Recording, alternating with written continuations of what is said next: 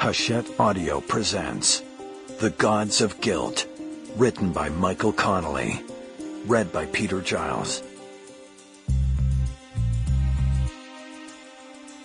Dedication for Charlie Hounshell. Part 1. Glory Days. Tuesday, November 13th. Chapter 1.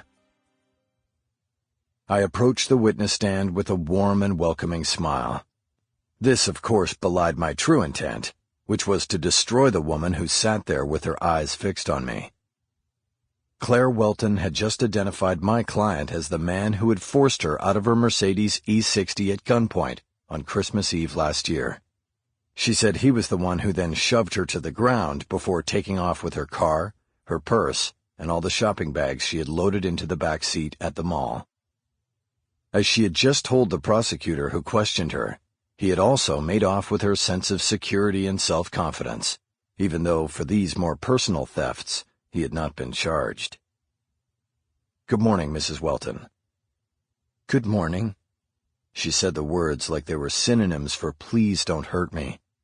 But everyone in the courtroom knew it was my job to hurt her today, and thereby hurt the state's case against my client, Leonard Watts.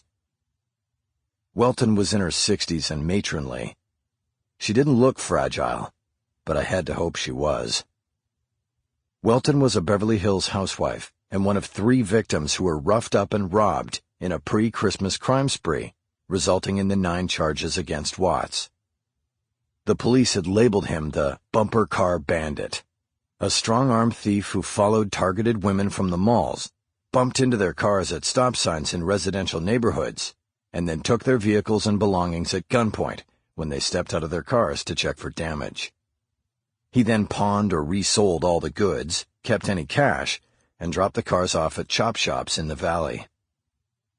But all of that was alleged and hinged on someone identifying Leonard Watts as the culprit in front of the jury.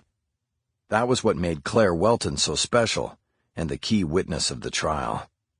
She was the only one of the 3 victims who pointed Watts out to the jury and unequivocally claimed that he was the one, that he did it.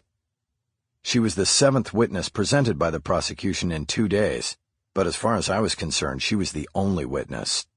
She was the number 1 pin, and if I knocked her down at just the right angle, all the other pins would go down with her. I needed to roll a strike here, or the jurors who were watching would send Leonard Watts away for a very long time. I carried a single... Sample complete. Ready to continue?